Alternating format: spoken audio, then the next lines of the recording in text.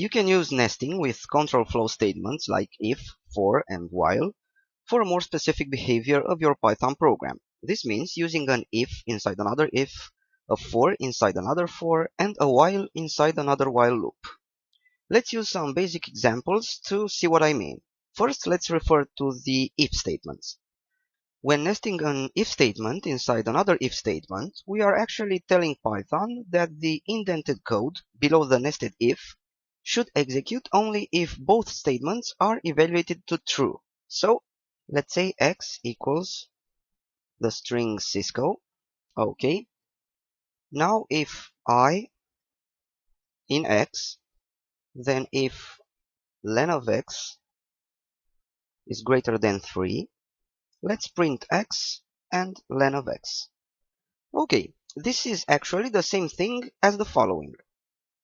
If, and let me use some parentheses for better readability, I in x and another pair of parentheses, len of x is greater than 3, colon, print x and len of x. Okay, in this case, just remember that the parentheses are there for a better view of the code. You can use them or not. I recommend using them whenever you feel the need to. Another thing to be careful about is indentation. When using nested structures, there are multiple levels of indentation created. So the second if statement is one level indented from the first one. Then the code which should run after evaluating the second if statement is again indented. So notice the indentation right here. So the print x and len of x statement is 2 levels away from the first if statement and 1 level of indentation away from the second if statement.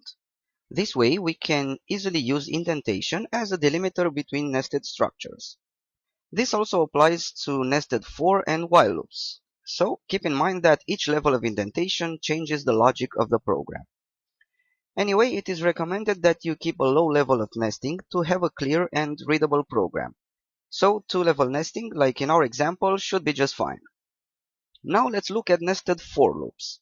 Let's assume we have 2 lists and we want to multiply each element of the first list by each element of the second list. For this, we should iterate over both lists at the same time, taking each element into account, then do the multiplications and return the results. So let's say we have list 1 equals 4, 5, and 6, and list 2 is 10, 20, and 30.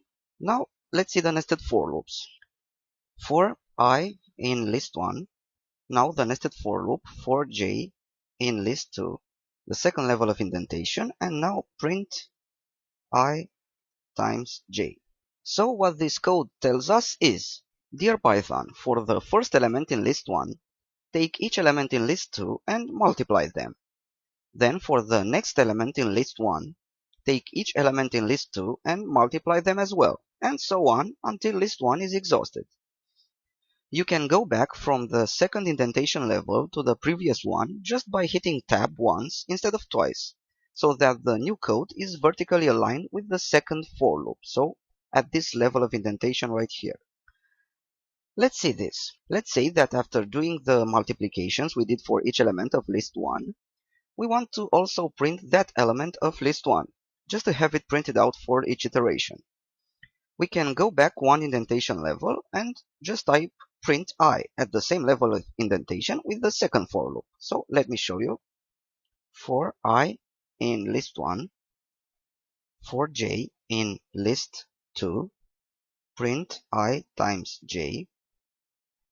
And now, getting back at the first level of indentation, print I.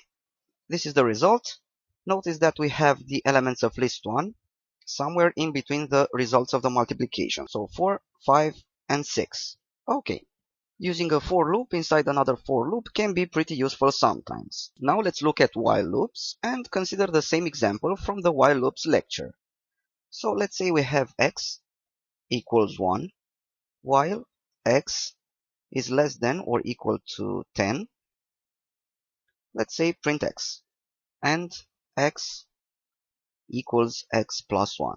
So this returns all the numbers starting from 1 up to and including 10. Now let's see a nested while loop. So let me write this first.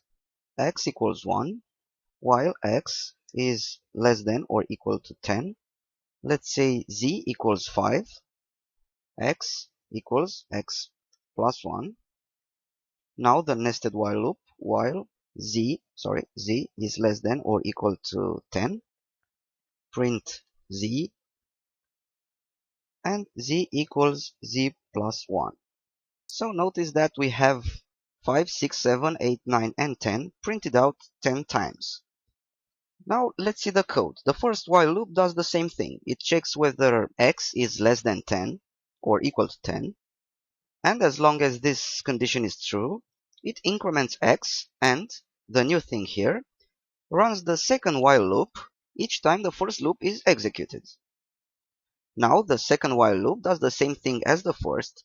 It takes the value of z, compares it with 10, then increments it by 1, and it does this as long as z is less than or equal to 10. So the final result is made of the result of the second loop, which is 5, 6, 7, 8, 9, and 10, printed out 10 times due to the first while loop. This is just a basic example of nesting while loops.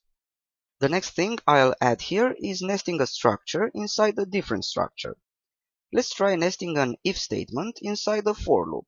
So let's try for number in range of 10 if 5 is less than or equal to number, and this is less than or equal to 9, then print number. Here the for loop iterates over the list created by the range of 10 function, so numbers 0 through 9. Then the if statement specifies a condition before printing the numbers. Actually, there are two conditions. The number should be greater than 5. This is the first part of the condition. And also it should be less than or equal to 9.